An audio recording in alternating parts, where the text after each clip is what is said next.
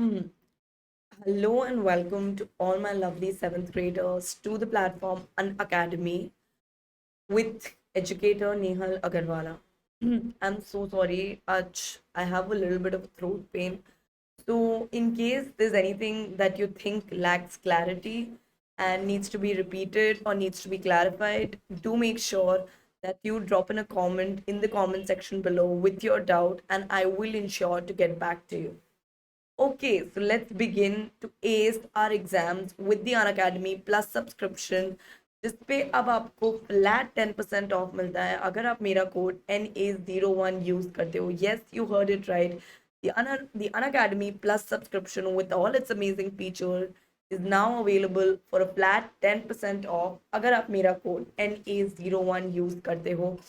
जल्दी जल्दी फटाफट मेरा कोड नोट डाउन कर लीजिए ताकि जब आप सब्सक्राइब कर रहे हो तब ना भूलो कि आपको ये कोड अप्लाई करना है.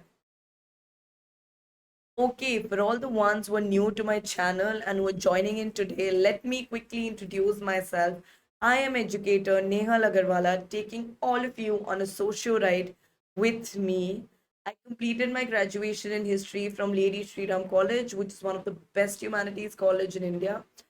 After that, I went on to do my post graduation diploma in liberal arts from Ashoka University. And तब से लेके अब तक I've been engaging with and teaching a lot of students, middle school and high school students across various classes and also across various grades. So I come with a lot of experience and bring in this experience to cater to you with the best of social knowledge. Okay, also जिन्होंने भी अभी तक Unacademy class seventh का Telegram channel नहीं join किया है, the link of the channel is attached in the description box. Yes, description box को खोले और वहां से लिंक लीजिए और अन अकेडमी क्लास सेवेंथ के टेलीग्राम चैनल को जल्दी जल्दी ज्वाइन कर लीजिए ताकि आपको सारे updates about class, about special classes, about live classes, about mentee quizzes सब कुछ मिल सके. Right, so don't forget to join the Unacademy Telegram channel if you haven't already. Okay, Unacademy has also come up with this amazing feature which is called Bucks Bounty. I'm sure आप सबको prizes बहुत पसंद होंगे, right? Of course, who doesn't like to win prizes? And how can you win prizes through Unacademy? अगर आपको कोई भी video में कोई भी कंटेंट इनअप्रोप्रिएट या इनकरेक्ट लगता है तो आप उसको जाके रिपोर्ट कर सकते हैं. And if you are the first one to report, the first learner to report, तो आपको अन अकेडमी की तरफ से एक प्राइज मिलेगा. Yes, you have now an exciting opportunity to win and claim a prize.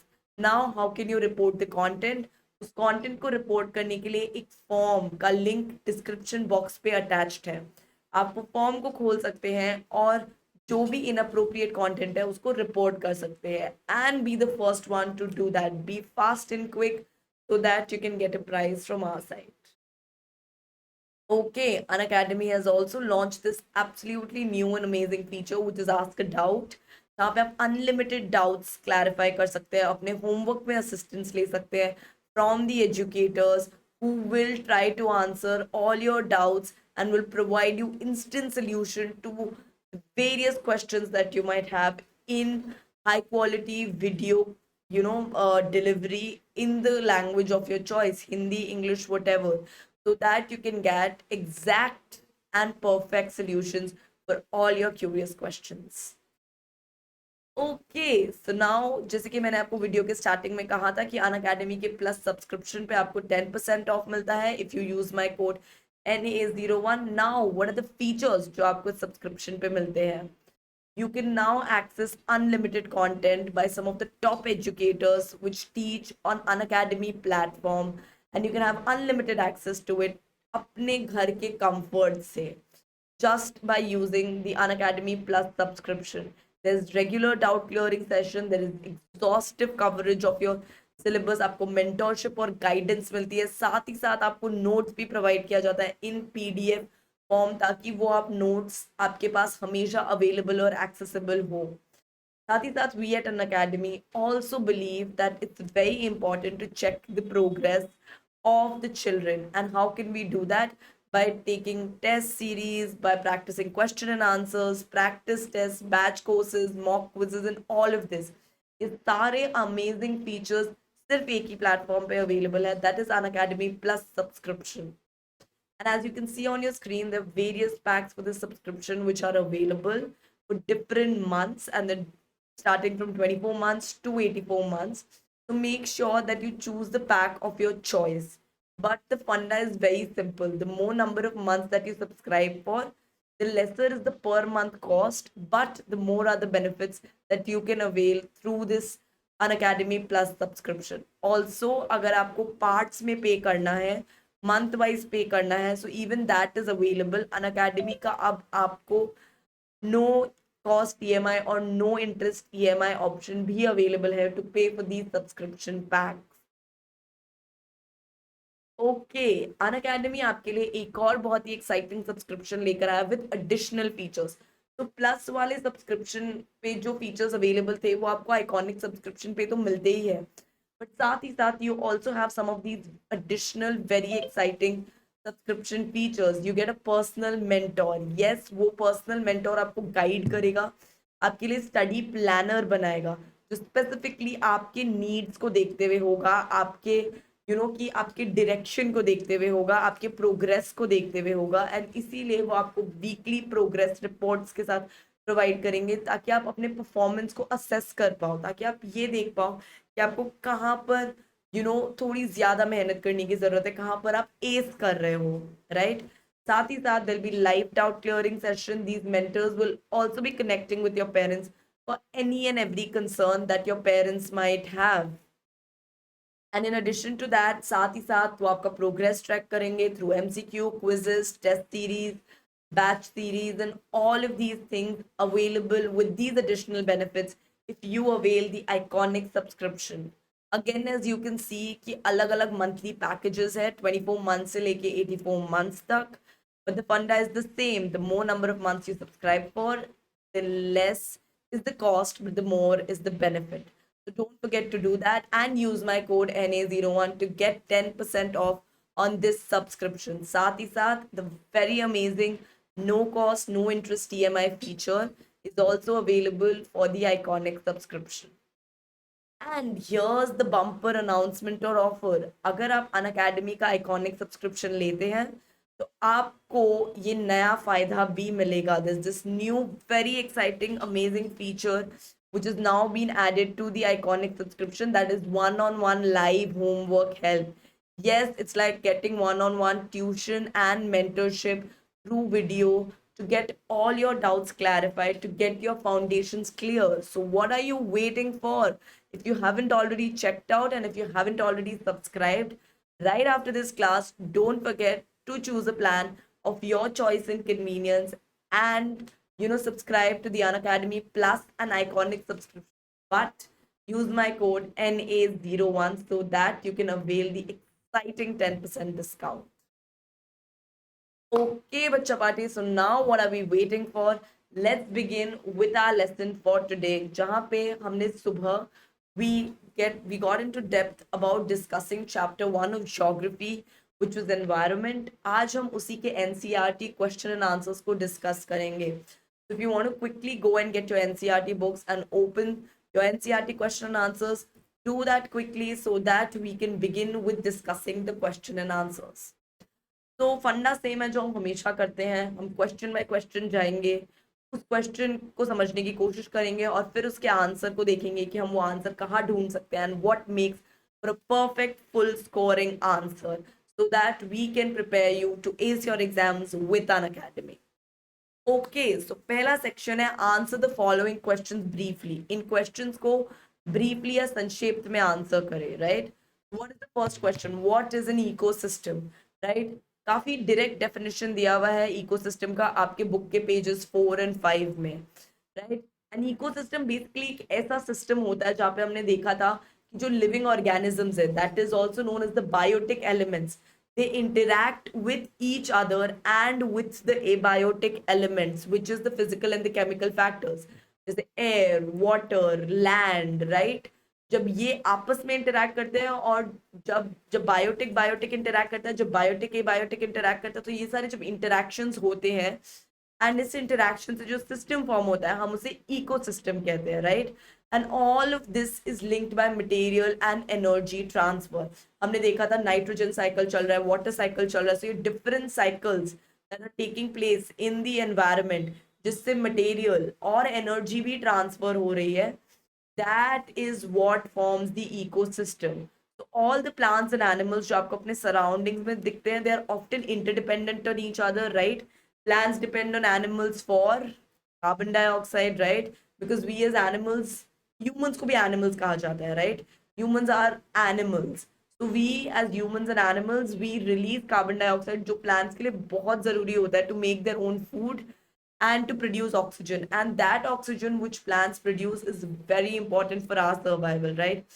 So we can see that how plants and animals are interdependent on each other, and the relationship between the organisms and the relationship जो organisms के बीच में होता है, जैसे plants और animals के बीच में, और जो ऑर्गेनिजम्स और उनके सराउंडिंग्स के बीच में होता है, जैसे कि प्लांट्स और कार्बन डाइऑक्साइड के बीच में, या ह्यूमंस और एयर के बीच में, ह्यूमन और लैंड के बीच में, ह्यूमन और वाटर के बीच में, प्लांट और वाटर के बीच में। तो ये सारा रिलेशनशिप जो होता है, ये सारा इंटरैक्शन जो होता है, ये मिलके जिस सिस्टम को बनाता है, उस सिस्टम को हम इकोसिस्टम कहते हैं। चलो बढ़िया से हमने दोबारा से इकोसिस्टम का डेफिनेशन रिवाइज कर लिया जो हमने सुबह किया था। Now let's see what is the next question. The next question is, what do you mean by natural environment? Again, if you would recall, हमने lesson में पढ़ा था, there are two types of environment, human made environment and natural environment, right? तो natural environment वो सारी चीजें include करता है जो हमें nature में directly मिलता है, जिसके लिए human beings को बनाने की जरूरत नहीं पड़ती, human beings को intervene करने की जरूरत नहीं पड़ती, but that is the result of things that come directly from nature, like land, air, water, plants, animals, right? These things come directly from the nature, right?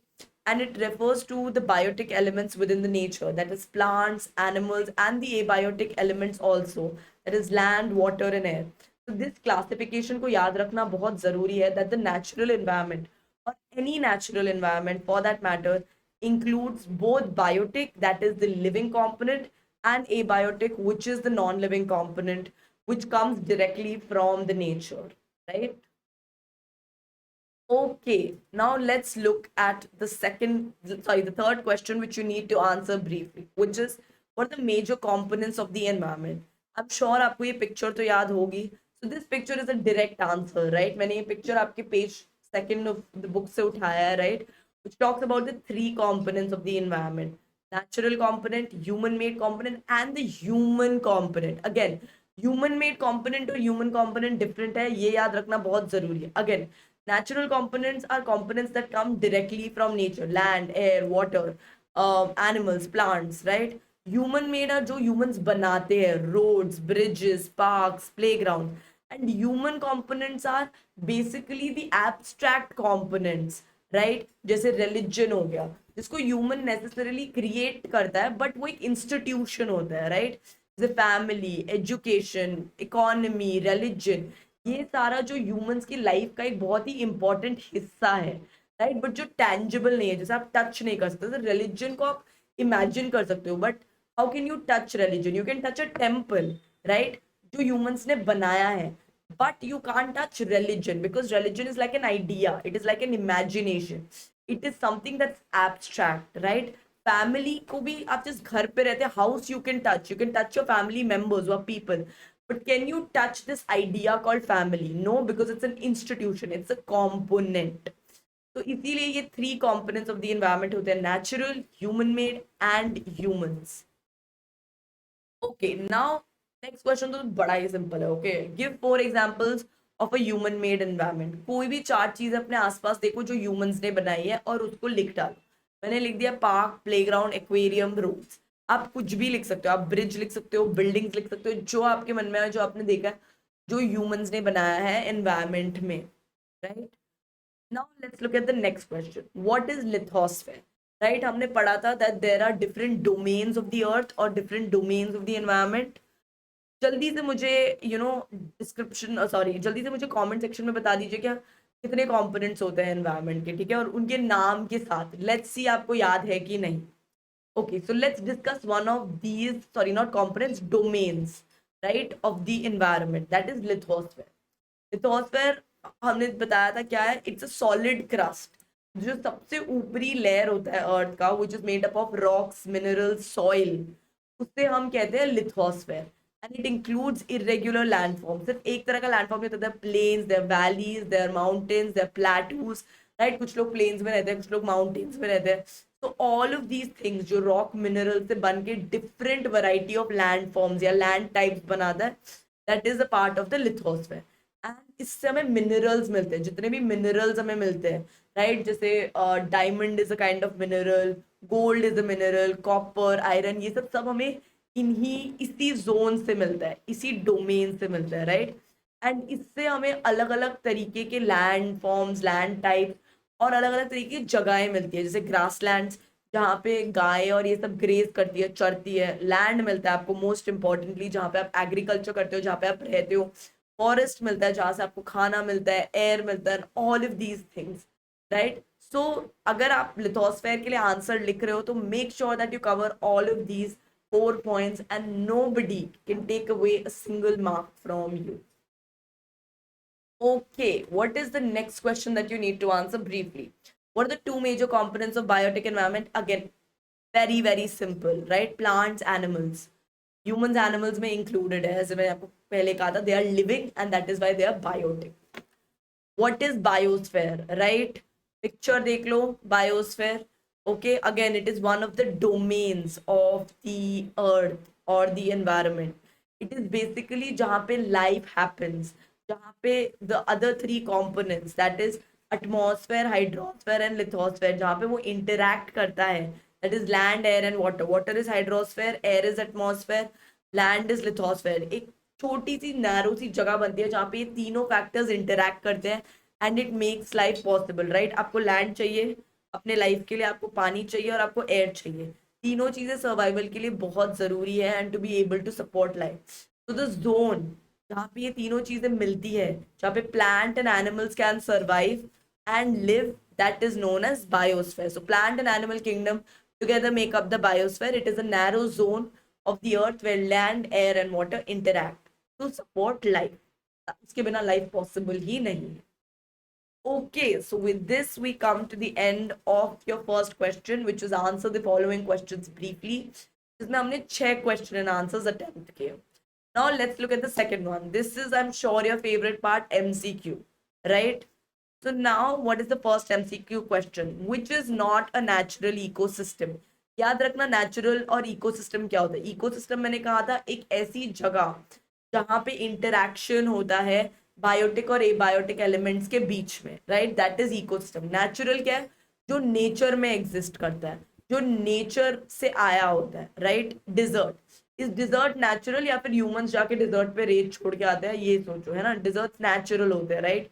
Aquarium, क्या aquarium naturally exist करता है या फिर aquarium तब बनता है जब एक ग्लास कंटेनर या एक ग्लास के बॉक्स में ह्यूमंस पानी डालते हैं, फिशेस वगैरह डालते हैं और फिर हमें फिशेस को खाना देना पड़ता है एक्सटर्नली, है ना. तो इज दैट नेचुरल और मैन मेड? सोचो. Forest, again forest, is that natural और मैन मेड? तो now the answer is very simple, right. Aquarium. Deserts और फॉरेस्ट नेचर में नेचुरली होते हैं, नेचुरल इकोसिस्टम है, उनका एक नेचुरल प्रोसेस होता है. आप जाके रोज डिजर्ट में कोई जरूरी नहीं है कि आप कैमल्स को खाना खिलाते हो, राइट. बट एक्वेरियम में it is man-made. Humans have made that ecosystem. Second, which is not a component of the human environment. कौन human environment का component नहीं है? Land, religion या community. इनमें से कौन सा? याद रखना 3 components थे, human made, natural और human. Natural वो था जो nature से directly आता है. ह्यूमन मेड ये था जो ह्यूमंस बनाते हैं, और ह्यूमन वो सारे आइडियाज या वो सारे एब्स्ट्रैक्ट आइडियाज थे जो ह्यूमंस के लाइफ का एक बहुत ही इंपॉर्टेंट पार्ट है उनके सोसाइटी का, बट जिनको वो नेसेसरली टच नहीं कर सकते, छू नहीं सकते, जो टैंजिबल नहीं है, right. Now think about it. Absolutely right. Land. Land natural component है, ह्यूमन कंपोनेंट नहीं है. Right, it comes from the nature, but religion और कम्युनिटी दोनों ह्यूमन कॉम्पोनेंट है. Okay, what is the third MCQ? Which is the human made environment? Again, human made, किसको humans ने बनाया? Mountain, sea या road? Very simple, roads. Mountains environment में, nature में naturally exist करते हैं. सी नेचुरली एग्जिस्ट करता है, बट रोड्स ह्यूमंस को बनाने पड़ते हैं. Last MCQ question, which is a threat to the environment? क्या ग्रोइंग प्लांट्स बनाना एनवायरनमेंट के लिए हानिकारक है? ग्रोइंग प्लांट्स या क्रॉप्स ग्रो करना करना एनवायरनमेंट के लिए हानिकारक है? या फिर पॉपुलेशन का ज्यादा बढ़ना, है ना, आबादी की ज्यादा बढ़नी, वो ज्यादा हार्मफुल है? ये थोड़ा ट्रिकी हो सकता है. देखो, पहले तो प्लांट्स तो बिल्कुल ही हार्मफुल नहीं होते, बिकॉज जितना ज्यादा प्लांट्स उतनी बेटर फ्रेश एयर, उतनी ज्यादा ग्रीनरी, उतना बेटर लाइफ. क्रॉप्स हार्मफुल हो सकते हैं अगर आप बहुत ज्यादा पेस्टिसाइड्स, फर्टिलाइजर्स यूज करो, तो वो सॉइल को हार्म कर सकते हैं. राइट, बट क्रॉप्स ग्रो करना नेसेसरली हार्मफुल नहीं है या थ्रेट नहीं है, क्योंकि क्रॉप्स आर इम्पॉर्टेंट, उससे हमें फूड मिलती है. बट ग्रोइंग पॉपुलेशन तो फॉर श्योर हार्मफुल है, क्योंकि वो प्रेशर क्रिएट करते हैं एनवायरमेंट में. जितने ज्यादा लोग, उतना ज्यादा चीजों के लिए डिमांड, तो उतना ज्यादा वो इन्वायरमेंट से चीजें लेंगे और इन्वायरमेंट की का गलत इस्तेमाल करेंगे और इन्वायरमेंट को एक्सप्लॉइट करेंगे. The answer is B, that growing population is a threat to the environment. I hope आप सबको क्लियर है, आप सबको एक्सप्लेनेशन क्लियर है, और आपने नोट डाउन कर लिया है कि करेक्ट आंसर्स क्या है for the MCQs. Now let's move to the next question. देखो, ये सब में ना क्वेश्चंस काफी सिंपल है, राइट, बस थोड़े से कॉन्सेप्ट्स को याद रखने की जरूरत है और उसको अप्लाई करने की जरूरत है. Okay, that was a water break from my side. Okay, now let's look at the next question, which is match the following. आपको चार चीजें दी गई है साइड में: बायोस्फेयर, एटमॉस्फेयर, हाइड्रोस्फेयर, इन्वायरमेंट, और आपको छह ऑप्शंस दिए गए हैं. ठीक है, आपको इनमें से चार करेक्ट चूज करना है और इनको मैच करना है. राइट, कि बायोस्फेयर का डेफिनेशन क्या है, इनमें से एटमॉस्फेयर का डेफिनेशन क्या है, हाइड्रोस्फेयर का डेफिनेशन क्या है, और इन्वायरमेंट का डेफिनेशन क्या है. तो इसमें से जो दो ऑप्शन है वो तो बिल्कुल ही गलत है, और जो चार ऑप्शन है वो जम्बल्ड है, और आपको उसको करेक्ट उससे मैच करना है कि कौन सा डेफिनेशन कौन से वर्ड में फिट होता है. राइट, तो blanket of the air which surrounds the earth. Air जैसे ही सुनो और उससे रिलेटेड, तो ऑफ कोर्स सबसे पहले क्या आएगा? Atmosphere. Atmosphere is the blanket of the air which surrounds the earth. Next is domain of water. Water तो हाइड्रो, राइट, हाइड्रोस्फेयर. तो hydrosphere is the domain of water. Next is gravitational force of the अर्थ. क्या ये कहीं पे fit होता है?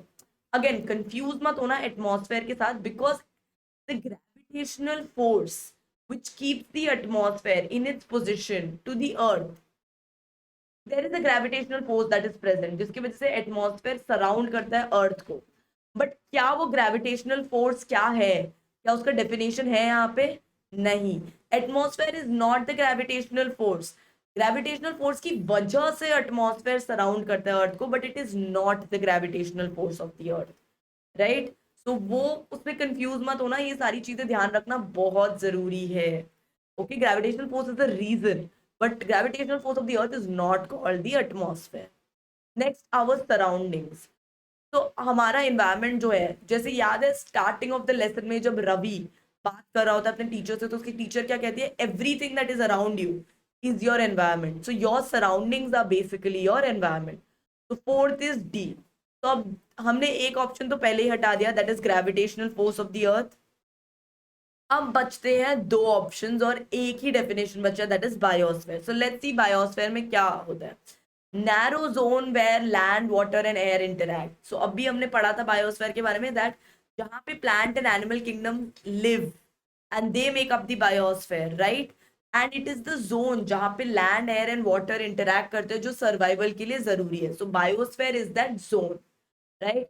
सो E will be the option for one. और last वाला is relation between organisms and the surrounding.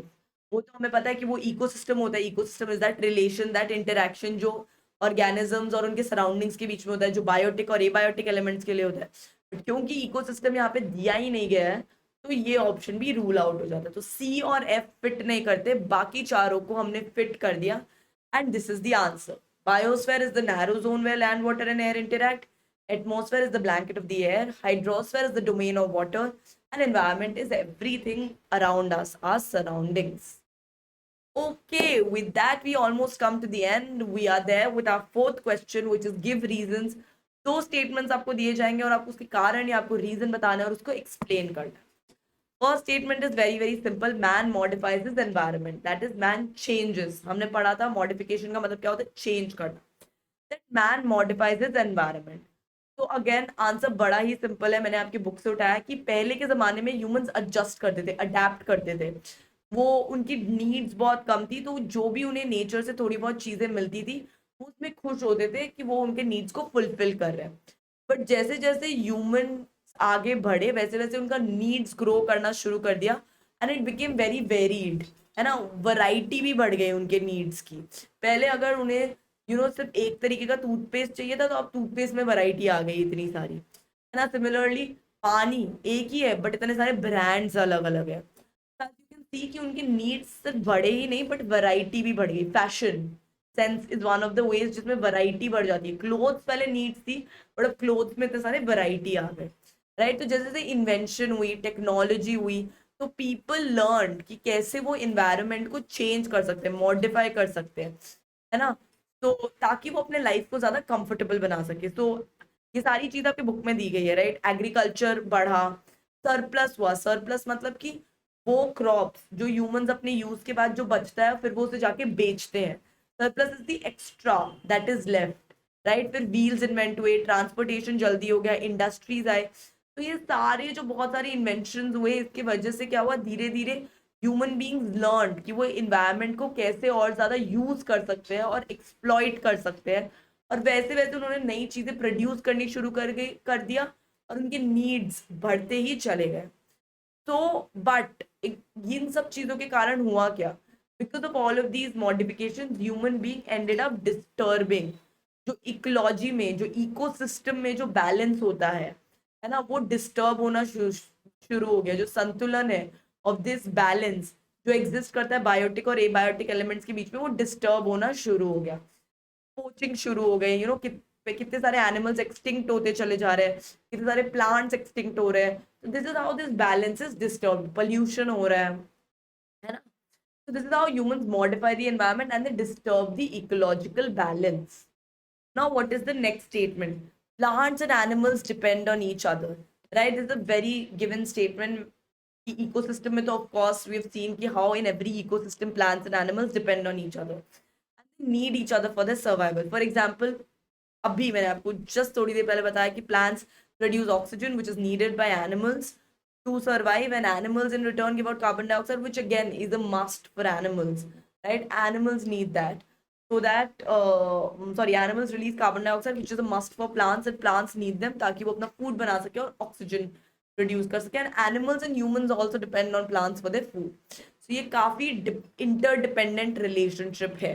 तो मैंने इसको बस एक example देके explain कर दिया to make your answer better. I hope you are all able to follow me. और ये बढ़िया रिविजन रहा चैप्टर 1 ऑफ ज्योग्राफी का जो हमने सुबह ही किया था। And I hope now all your answers for NCERT back question answers is clear, you are ready to ace your exams with an academy with educator Nehal Agarwala on this social, right? Okay, very interesting news. अब आप मेरा free content भी unlock कर सकते हो। कैसे? उसके लिए अगर आपने Unacademy learning app already download नहीं किया है तो गूगल प्ले स्टोर में जाइए और अनअकैडमी ऐप डाउनलोड करिए। Log in using your email ID and select goal, ठीक है। एंड फिर मेन्यू बटन में जाके लेफ्ट कॉर्नर पे स्पेशल सिलेक्ट करिए एंड मेरे इनवाइट कोड को डालिए और फ्री स्पेशल क्लासेस का मजा उठाइए। साथ ही साथ अनअकैडमी का कॉम्बैट स्कॉलरशिप टेस्ट आने वाला है जो हर संडे 12 बजे होता है। तो अगर आपने एनरोल नहीं किया है, don't forget to enroll for these combat test. 30 questions, 45 minutes, very exciting scholarship prizes and amounts. You can either give this test live tests on the Android app या फिर वेब पे आपकी कन्वीनियंस के हिसाब से।